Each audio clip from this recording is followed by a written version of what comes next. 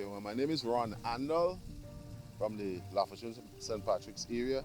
I've been an active beekeeper now for about 13 years. My interest was piqued by looking at some videos on YouTube.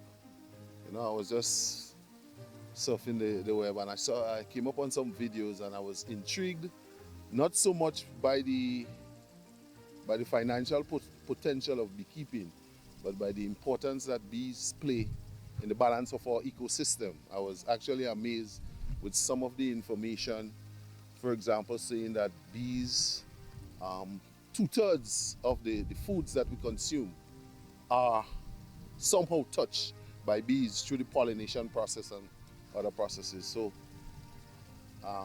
my interest was piqued, and then I realized that bees were a good way to diversify my revenue base, you know, and especially so that they do not require full-time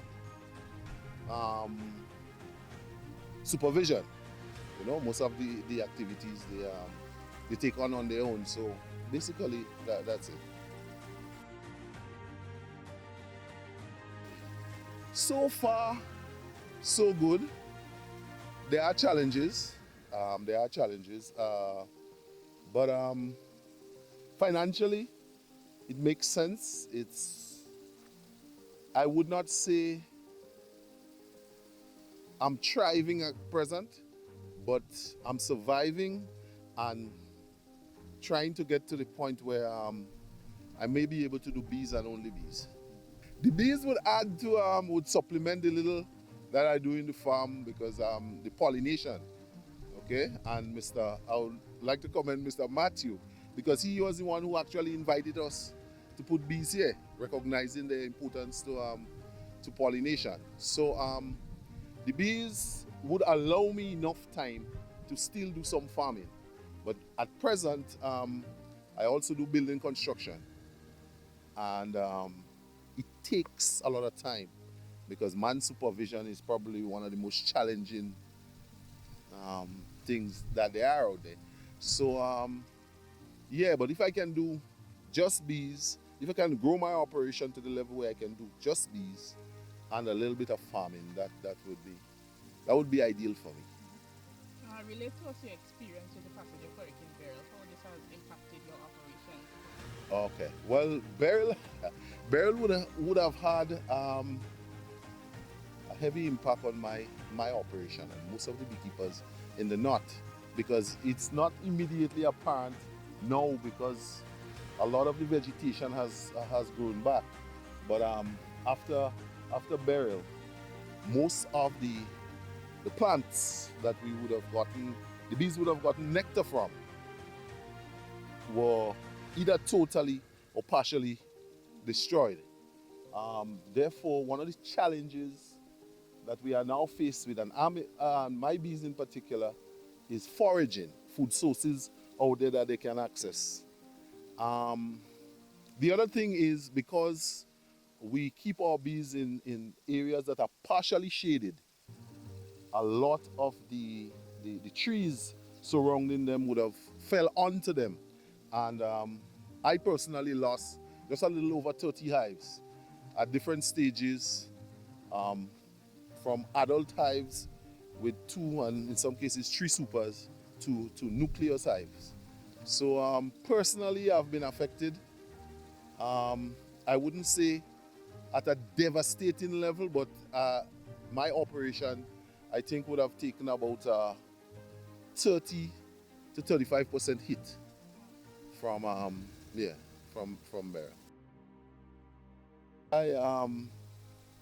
What I would recommend to farmers in the event of another such catastrophe or event, that we can explore the possibilities of bringing our bees indoors. If you have an indoor facility that you can house your bees temporarily during the passage of the event.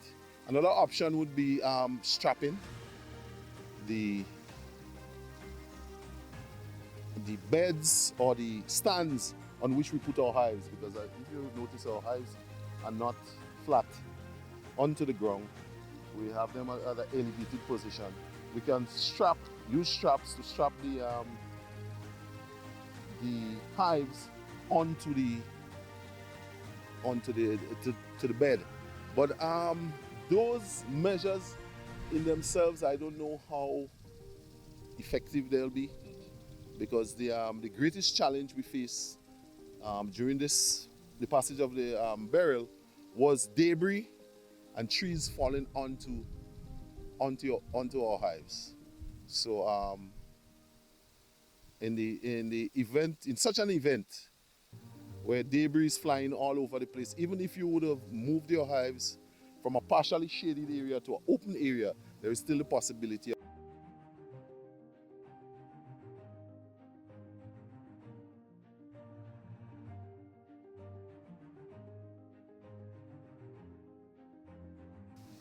One of the best practices I think that I've trained myself to do through watching, being educated from YouTube videos, as I told you, and in 2015, I was afforded the opportunity to go to the People's Republic of China on a training course in beekeeping.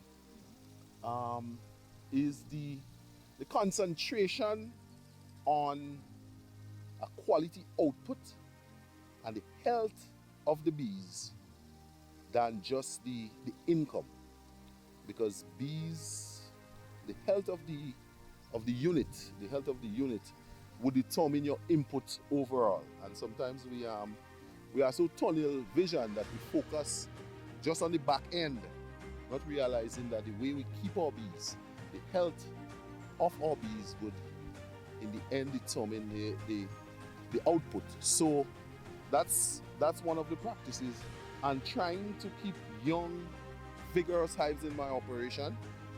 So sometimes I would you grow a hive from a nucleus hive and you get it into an adult hive.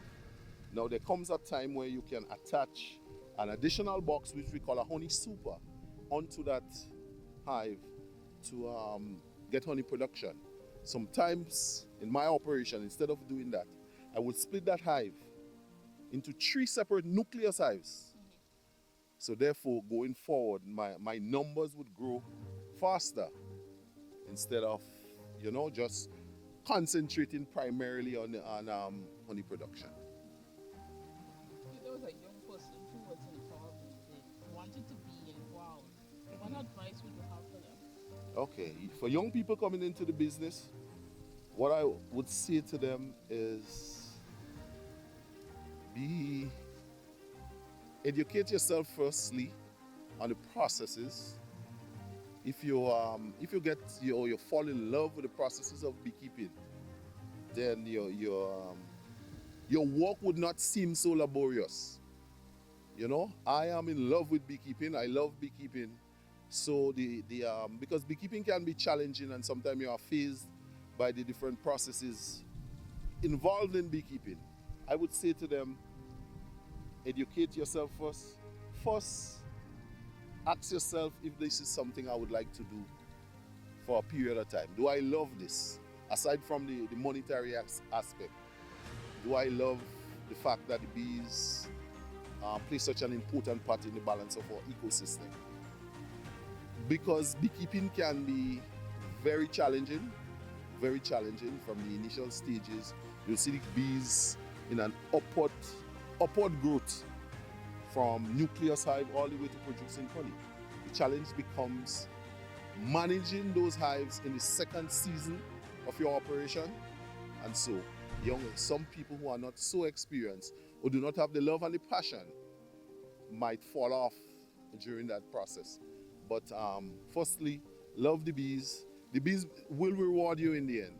They will reward you in the end, trust me. But that love, that passion, that vigor is what I would encourage from young people.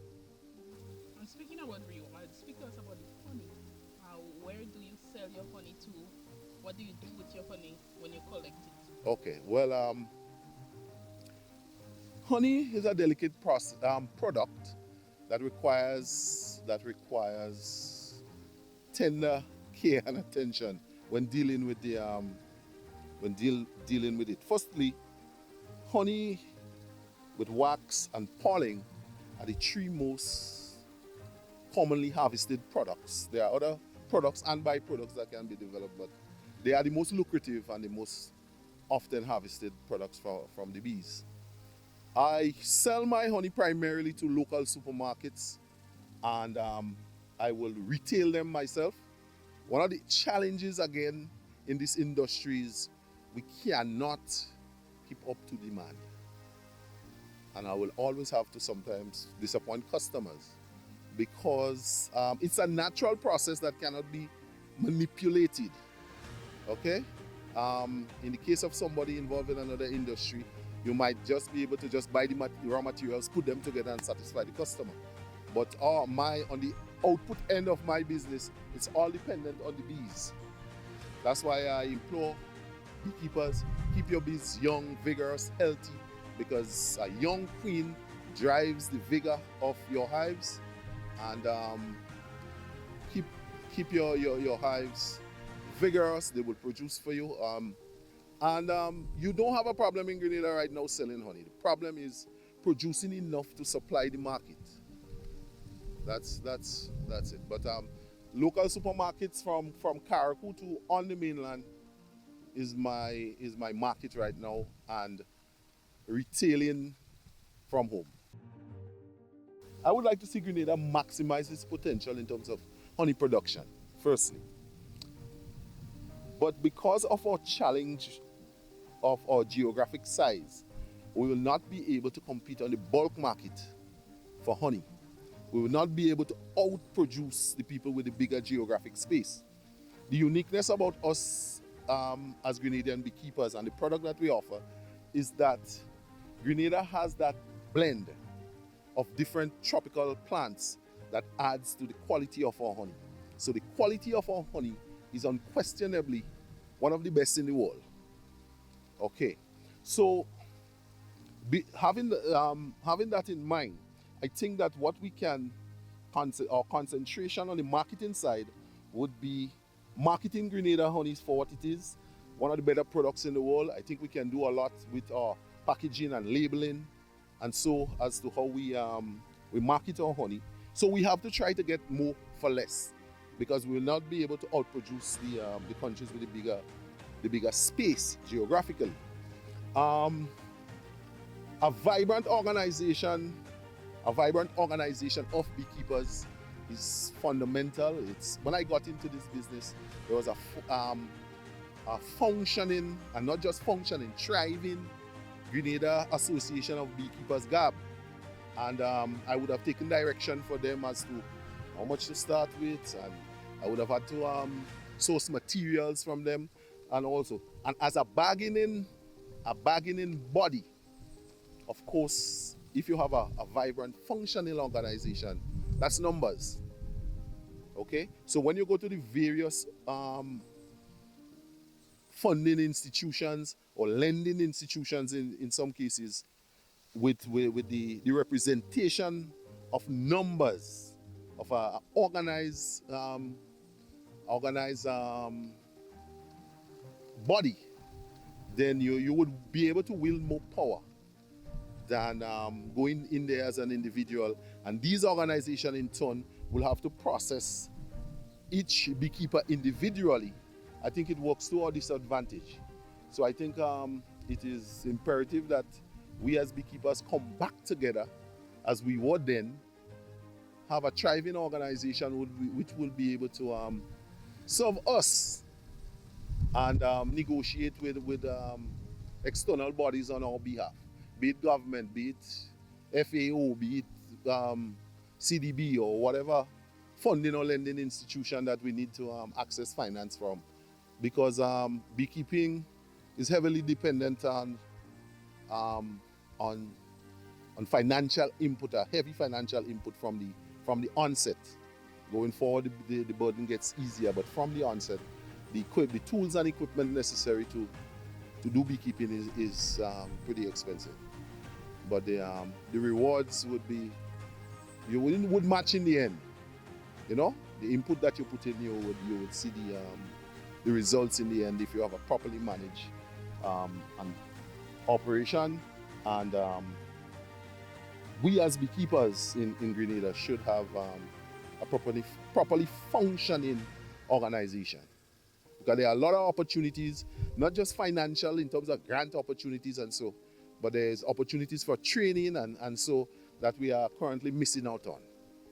Because as an organization, we can ask our government to lobby, maybe the government of Australia or New Zealand or China or neighboring Caribbean territories for training opportunities as well at the different levels.